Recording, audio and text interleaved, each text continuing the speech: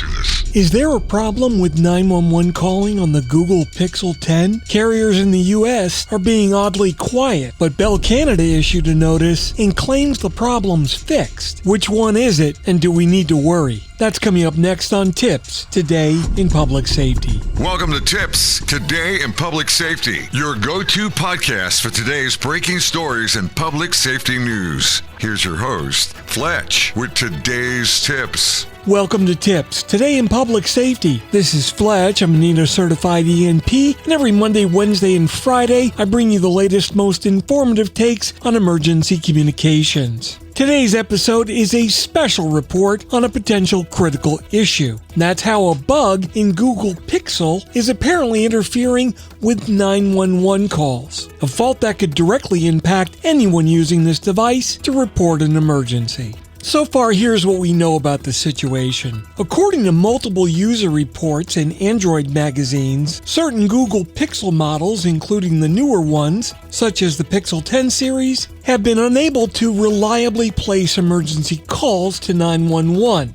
Either the call fails or connects, but the audio is garbled to the point of being unusable.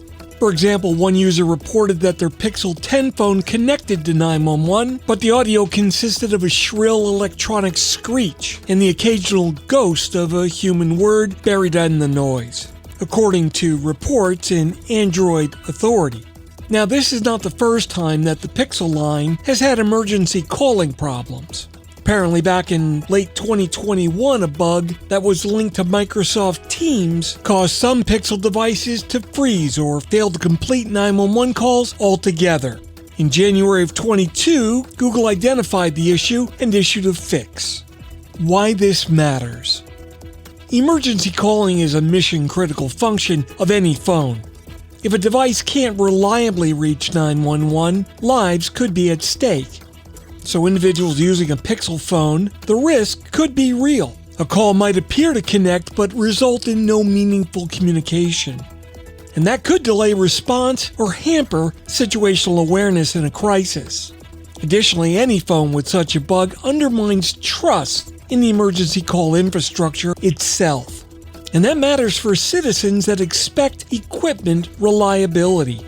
So based on public information, here's what's known about the cause and the scope. In the earlier bug in 2122, it was traced to an unintended interaction between Microsoft Teams when the application was installed but nothing was logged in.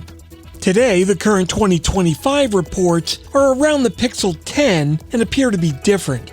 Here the call connects but the audio is broken, not just call failures. That in itself would suggest a different cause, and one that is connected to the modem or firmware, and potentially carrier interactions. Now here's an important caveat. There's no publicly verified US carrier or regulatory data set showing exactly how many devices are being affected or which geographies or networks are currently impacted. So this does remain mostly anecdotal. However, here's an important point. Bell Canada has apparently acknowledged the issue with an official notice, and they claim that a fix is in place for the latest firmware updates. Once again, at this time, U.S. carriers remain quiet on the issue, but several Android sites have discussions on the issue, and their users are acknowledging that the problems are being experienced. So what should users do? Well, if you utilize a Pixel phone, especially a current generation, refrain from testing with your local 911 center. These tests cause extra strain on 911 centers that are already understaffed and struggling. What you can do is ensure that your phone is updated with the latest firmware and operating system, and continuously check with your carriers to make sure that all specific patches have been applied. If you do experience an issue, be sure to document the failure and report it immediately to Google and your carrier, not to 911. This will prompt awareness and may prompt a coordinated fix. Be sure to educate any of your family members and remind them that just because the call connected doesn't guarantee that audio clarity was there.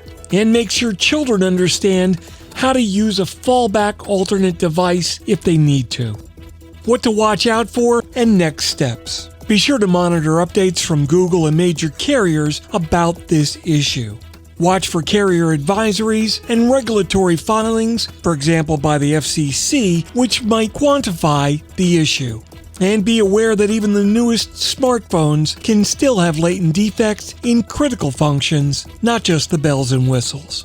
That wraps up today's special report of TiPS Today in Public Safety. Thanks so much for listening. For more updates and insights, remember to follow me on social media at Fletch911, and you can visit 911tips.com for a complete archive of all of our previous episodes. My blogs are available online at Fletch.tv, and my professional website is Fletch911.com.